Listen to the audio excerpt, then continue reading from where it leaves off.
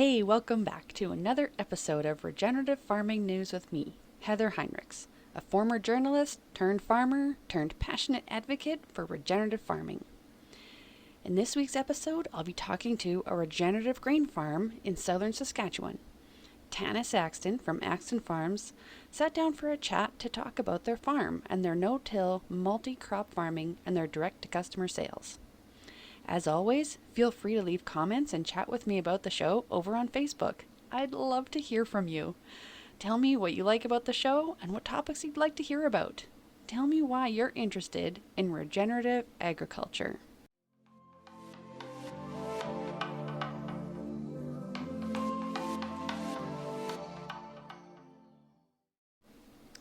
It's been quiet in the news this week. Some areas of Alberta have gotten rain and relieved the drought pressure, but many farmers across the prairies are still struggling with the drought. So with that in mind, instead of a news segment this week, I want to talk about how regenerative farming can impact not only the local water cycle, but give farmers more drought resistance in the soil. If you watched the video of Alan Savory's TED Talk that I mentioned in the second episode, you might remember that he talked about how tillage and soil exposure disrupts the local water cycle. There are also 3 big farming documentaries that have also shown the relationship between farming and the water cycle. If you haven't seen them yet, I highly recommend watching them. Their names are a bit cumbersome for me to rattle off here, so I'll list them in the episode description and on the Facebook page for you to find them. These documentaries really opened my eyes to the negative global impact of tillage and chemical farming. Let me explain. When we have plants growing in the ground, they take water from the soil and put it into the air by a process called transpiration. Plants pull water up from the soil into the leaves. As the water moves out of the leaf cells, it is warmed by the sun and evaporates, filling the spaces with water vapor. Once these contain a higher concentration of water than outside the air, the vapor diffuses and moves out. This creates the local water cycle. Water transpirating from plants moves up into the atmosphere and creates clouds that then create rain. In areas where there is a typically lower annual rainfall, this becomes an even more important issue. Tillage and chemical farming often leave vast areas of land without plant growth for a significant amount of time in the spring and fall, disrupting the local water cycle. We are quite literally helping to create the drought conditions farmers are struggling with. Not only could we repair the local water cycles to improve rainfall, proper healthy soil is more drought tolerant as well. I saw the difference regenerated soil can make with my own eyes on my own soil, and that was what really convinced me that the current practices need to change. I was farming in the driest part of Alberta, known as the Palliser Triangle.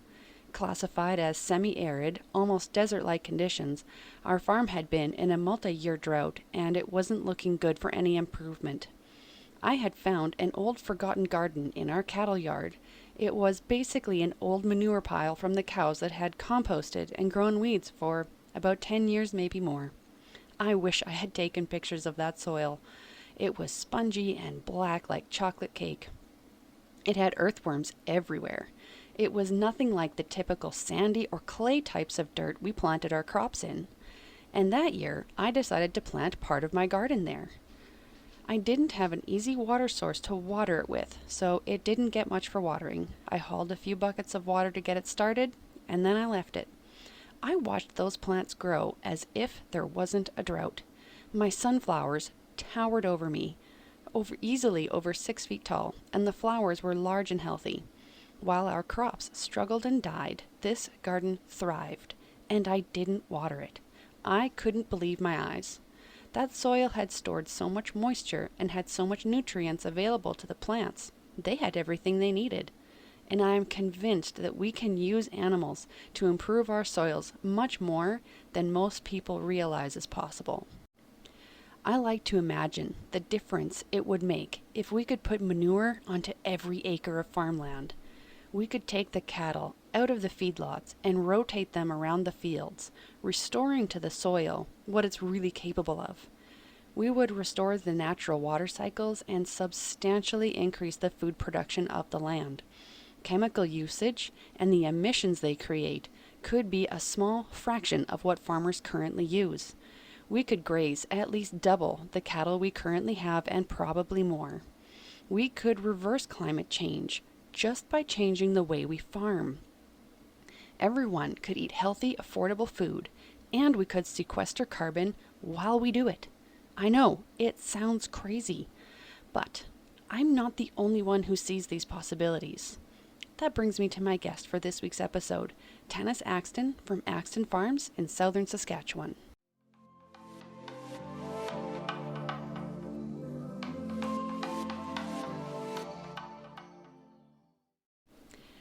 I had a wonderful conversation with Tannis Axten this week. Axten Farms is a multi-generational family farm in Minton, Saskatchewan, originally homesteaded in 1916. From traditional tillage and summer fallow practices, the farm has evolved into a leader in regenerative agriculture. Concerned by the long-term impacts of soil disturbance and chemical dependence, the Axtens shifted their focus towards soil health. Since 2007, they've adopted low disturbance, no-till seeding, and techniques like stripper headers to reduce erosion and protect the soil surface. By increasing crop diversity using intercropping and planting cover crops, they've reduced their chemical inputs, improved water retention, and enhanced their soil biology. They're bringing their soil back to life. Now experimenting with controlled traffic farming to reduce compaction, Axten Farms remains committed to learning and stewarding the land, ensuring it stays productive for generations to come. So, hi Tannis. Welcome to the show. I'm really excited to interview you today. I'd like to just get a big overview if you could tell me a little bit about your farm and how you guys discovered regenerative farming. Hi, well, thanks for having me. Yeah, so I'm Tannis Axten and farm with my husband, Derek Axten, and our family in Minton, Saskatchewan. I guess my husband is third generation. Our kids are going on fourth generation on the farm. And yeah, we've made a lot of changes on our farm. We've started making changes, I would say back in 2006, 2007.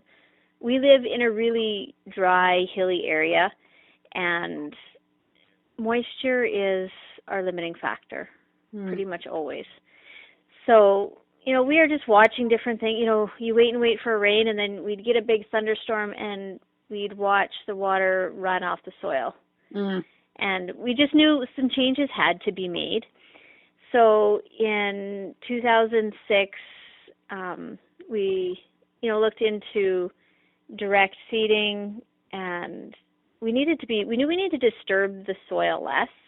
We had been doing, we'd been no-till for years, but we still needed to be able to disturb the soil less. So, yeah, so we kind of, it's one of those things where things just kind of snowball, and Derek had went down to the States to buy a disc drill, and then ended up meeting some people that were really into soil health, and met Dr. Dwayne Beck at South Dakota Research Farm, and was at a field day and ran into Gabe Brown, and just different things that really piqued our interest, and realized that we didn't really understand farming like we thought we did. Isn't that that's a great way to put it, is that we really haven't realized how much we are misunderstanding farming for centuries. It's, it was kind of sad, but we'd been so focused on everything above ground, we really, we knew things weren't functioning right, but we didn't really understand why. So as we kind of took our journey down the soil health path, and, at that time, regenerative agriculture, it wasn't a word. We went to a lot of conferences in the United States. It seemed like the movement was moving a little bit faster down there at the time. And actually, I remember Derek speaking at a conference. We did a lot of intercropping, which was fairly new, just trying to get more diversity.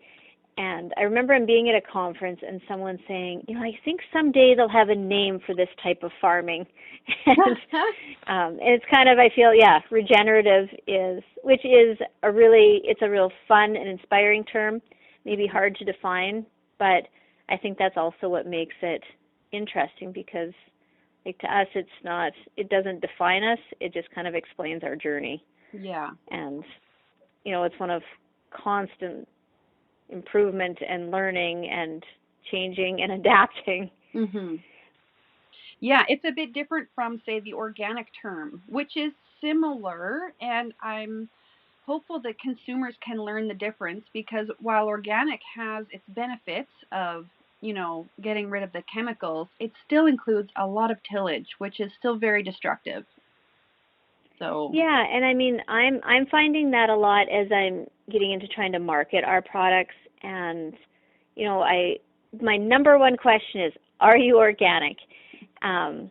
Which I find really interesting. The organic, they've done a great job of marketing and promoting their products, and I'm not always sure if people understand even what organic means. I think it means different things to different people. Regenerative agriculture allows us to use more tools to really focus on the soil health and have less disturbance. We're not restricted to certain things that we can and can't do. Mm-hmm. And in the end, for years I send our grains to Ontario, to A&L Labs for chemical testing, because I want to know because we do use, we use some herbicides and, some chemicals to control weeds. Is any of that ending up in the grain?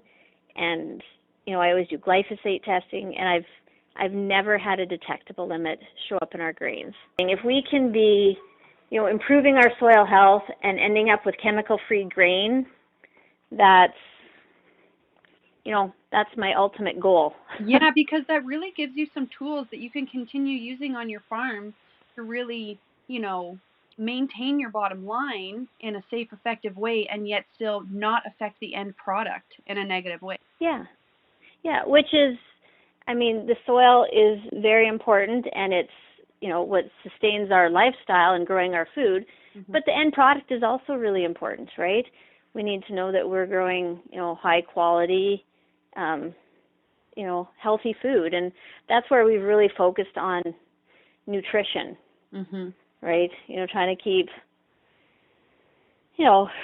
doing more of a biological focus instead of maybe the traditional nutritional program. And yeah, I don't know for sure. There's so much that we don't understand, but I really wonder if it isn't the active soils, the biology that's able to really detoxify soil and, get rid of those chemicals so that they're not being, not ending up in our grains. That's a really interesting thought. I had never thought of it that way, that the more biologically active the soil is, the more healthy that the soil is, Mm-hmm. the more it can actually, break those things down and not be as affected by it. That's a great thought. Yeah. Yeah, that the biology is amazing, and that's why we really try to focus on, when I made our motto, loyal to the soil, because we really got to focus on how we affect it. I know we do things that's detrimental to the biology, but then we try to figure out how can we make up for this, how can we, give them some food back, disturb them as little as possible, Mm-hmm. because they really have the ability, to also cycle nutrients, which the best part about that is then they're feeding the plants the foods they need when they need them, instead of us as farmers trying to guess when the best time is. And Mm-hmm. so, yeah, it's nothing we do is regimented. We really do a lot of observing, and we're still trying to figure out what we're doing. It's an ongoing learning process where you'll never have it exactly all figured out. It's an ongoing, learning process of continuing to see what's working better and tweaking as you go. Yeah, exactly. I'm really curious to know about your multi-cropping. Can you tell me more about that? How many do you seed together? What things do you like to seed together? Yeah, so once again, it really varies. Intercropping we've done for quite a few years. A lot of times, there's always a reason for the pair. Chickpeas and flax we've done together for years, just because you've got the chickpeas that'll fix nitrogen, and the flax we do alternate rows. Kind of allows for a little bit of separation in the chickpeas and some airflow, which has helped reduce disease. Mm-hmm. This year we have spring wheat and peas. So once again, a lot of times we'll put with a legume to help. We started intercropping and we used it as a bit of a crutch to really reduce our fertilizer, and using that legume, as our nitrogen fixer in the crop. What we've done, throughout the years, we've grown winter peas with mustard. Winter pea is a pea that likes to lay down. So with growing it with mustard, it would trellis up so that it would be standing, so that when we went to harvest, we would actually be able to harvest it. Oh, okay. So yeah, we're always, we're trying new combinations.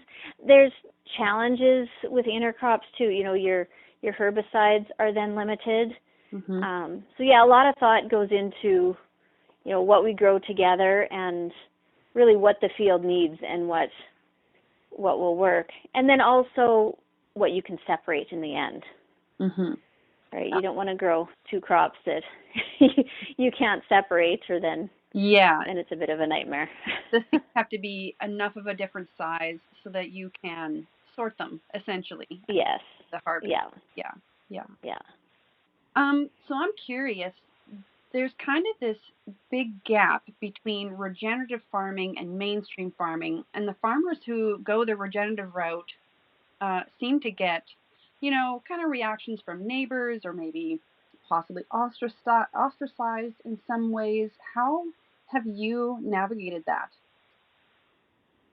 Good question. Have you had feedback from neighbors of, wow, your fields look funny? Neighbors don't seem, they just don't say anything at all. I think they just kind of watch and observe and kind of wonder what the heck we're doing. But, the friends we've made through our regenerative circles are the most genuine cheerleaders that you'll ever come across. People really working together and not competing. We all try to learn from each other, and we all want each other to succeed. So it's just that it's a really nice environment. And I think a lot of the conventional, traditional guys, I mean, there's a lot, I get a lot of calls, people just, they're looking to make changes, and it's just, change is scary, right? And no one knows where to start. And, we've been at this enough years. We do so many different things that we really think it's the whole.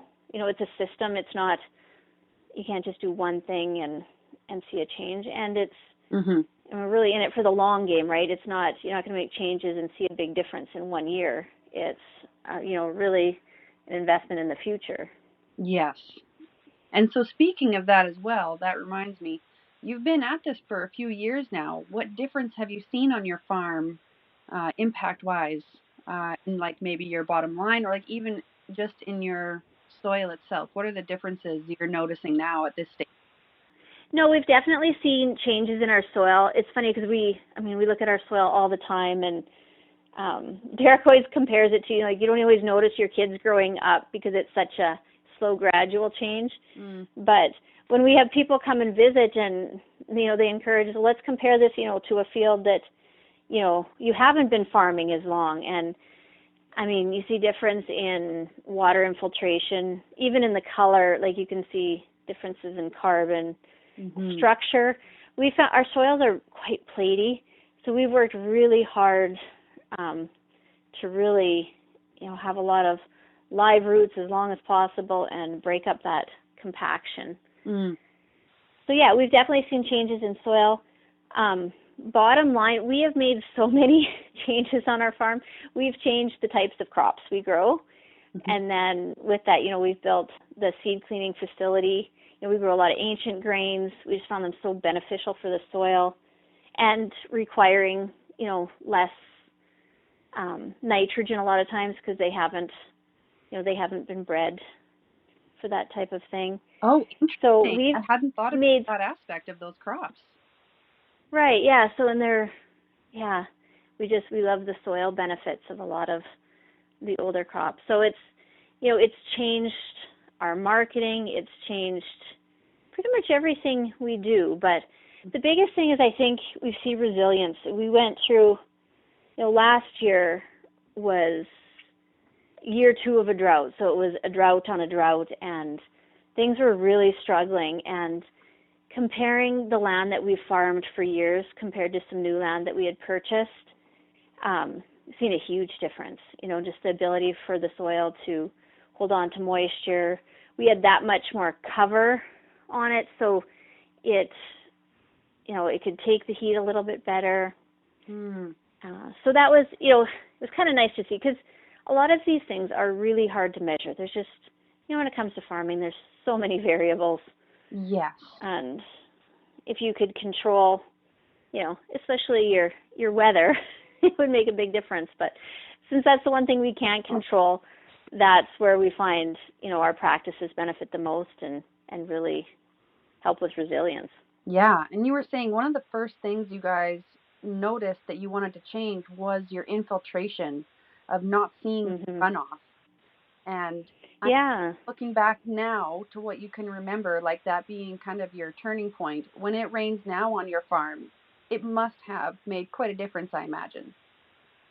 It does. I mean, that's usually when it rains, that's what we do. We go out for a drive so we can watch our fields and just see what's happening. And the odd time you'll get, sometimes you'll just get more rain than it can absorb, but Mm-hmm. overall, yeah, we don't have, standing water like we used to, or washouts through the field. Yeah, we've seen a huge reduction in all of that. Yeah. And so you might not be able to measure those things, but it's still a very noticeable difference. And it just shows you're on the right track. Yeah, definitely feels like it. Okay. So my next question is, what is your advice to consumers who want to help the regenerative farming movement? Maybe they can't farm, maybe they have a little garden or something, but they know about it and they want to help us and everybody moving in that direction. What would you say to those consumers? Um, I would say, first of all, whenever you buy any food, have a look at it and ask where it came from or how it was grown. And then demand better. We get so used to our ingredients being what they are, and they don't have to be. Mm. I guess where I'm finding the biggest challenges is we've also added a flour mill to our farm. So I'm trying to now market, our whole grain flour, and we've done nutrient density testing, and, it's amazing. Anyways, Mm. anyone who's had it loves it. But trying to get companies to change an ingredient is really hard, because unless they have the consumer push and people are demanding something, they have no reason to change. Ah. And I think, when we look at, ingredients, when you buy a bag of flour and everything that's been added to it, and it just doesn't need to be, Mm-hmm. we're milling our whole grain, the nutrients are there. It's, yeah, I think our food systems have kind of taken a turn where everything has just got bigger and industrialized, and yeah, I think we can demand better food because it's out there, but it's not going to change unless we ask it to be changed. Yes, that is such a good point. I love how you put that. Farmers can make changes and obviously benefit their farm, on their own just by cutting fertilizers and adding the regenerative, um, you know, mindset to their farm. Mhm. But the push really has to come from consumers too, so that those ingredients can then be noticed and put to use. Yeah. Yeah. Yes. Yeah, exactly, because I mean, that's the reason we built a seed cleaning plant and a flour mill, because when you put your heart and soul into your crop and know you have this great product, to dump it into the commodity market, it's just too disheartening. Yes. It's So we're trying to do, frustrating. more direct marketing and work directly with companies and, some directly with consumers, to be able to offer that. Mhm. You're not just growing regular wheat. You're growing better than what's out there, and it should be noticed. I like to think so. Mhm. And when we do nutrient density testing, comparing to, an all-purpose white flour versus we grow a 7 variety spring wheat. We grow 7 varieties of spring wheat together and harvest them and mill them, and the nutrient difference is phenomenal. Yet we've also got a very unique mill that allows us to mill very fine flour, but it doesn't heat it, so it doesn't denature the nutrients, and it has a long shelf life. Mm. So it can easily replace your all-purpose flour, but it has the nutrients. So, and I mean, for me, someone who's, baked and cooked for my family, it's, that's important to have those nutrients there. Mhm. And let's say there's a consumer listening to this podcast. If they wanted to try your flour and they lived out here on the prairies in Western Canada, can they order from your website? How do they find you? Yeah, so on our website we sell 1 kg bags. That's the trick with flour. It's pretty heavy to ship. Mhm. But I also encourage people, we're also in a few stores so far, well, mostly in Saskatchewan. Mhm. But if you have, a store that you shop at all the time, contact them and have them reach out to us, about doing, some retail. Generally, we have the 1 kg bags on the shelf, and then store owners, if people want to buy 10 or 20 kg bags, which are a bit more economical, then they'll order them in for their customers. And Okay. yeah, it's worked nice. Just because it's, the distribution part is hard. I encourage people. We love to have people come here, and August 9th is Saskatchewan Open Farm Days, so we're opening our farm on August 9th for anyone who wants to come and visit. So Oh, excellent. I'd love to have people just come to the farm and buy flour, but Minton, Saskatchewan is not really on the way to anywhere. So we don't get a lot that stop in at our little farm store. Yes. Location is pretty key for Yes. What would your advice be to farmers who are thinking about this? Do trials. Some, are nervous about cutting fertilizer. So we always encourage guys, try some trials. See if it makes a big difference to cut back. Try planting some different crops. Grab a shovel and have a look at your soil and see how it looks. Mhm. Yeah. And then do some tests. You don't have to do your whole farm. It doesn't have to be all in. No. Yeah, pick a few areas or a few acres. We talk to a lot of guys that are starting out, and they'll just, they'll pick one field, and that'll kind of be their trial field, and they'll try some different things there and just, see what happens and see, because a big part of regenerative agriculture too is context, and the principles are the same no matter where you are, but the context changes, right? Depending on your rainfall, on your soil type, your terrain, there's so many different factors that you can't just do what someone else is doing. You got to figure out what's going to work on your farm. Mhm. Yeah, exactly. And then my last question for you is, say 5 to 10 years from now, where do you see your farm? What changes or accomplishments do you think you're hoping to have in the future? Yeah, so we're just kind of at that point now where we just went all in. So I would love to see, continual improvement in our soil, it functioning, even better, and our nutrient density test is, improving all the time. But I'm hoping we can, find markets where people are calling us and looking for regeneratively grown grains and flour, and because this is something we've done on our farm, but I can see in the future other people being able to, maybe a group of farms, putting in a seed cleaning plant or a flour mill, and doing a lot more localized instead of our bigger system. But yeah, no, here I'm excited, to see our son is just he's home for the first summer from school, so seeing what direction he likes to take things. And our daughter is going into her 4th year of university studying international food business, so I'm anxious to see what she can bring more on the marketing food side. And I guess that's the exciting part, is we don't know exactly where things will go, but we feel really optimistic and excited, which is a feeling that people aren't always getting in farming lately, so it makes it a lot of fun. Yeah. And just one more question then that I just thought of with that remark you just made. It's been several years of drought on the prairies here.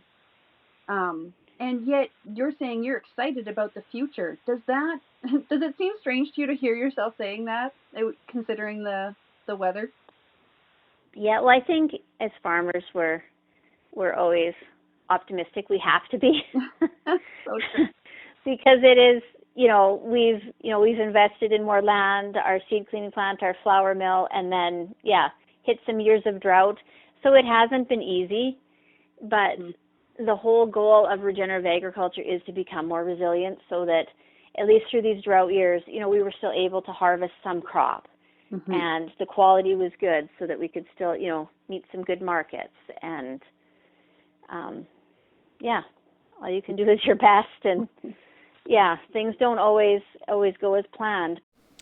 That's all for this week. I hope you enjoyed the show. Please hit that follow button and share this episode on your social media. Let's spread the news about regenerative agriculture. Bye for now.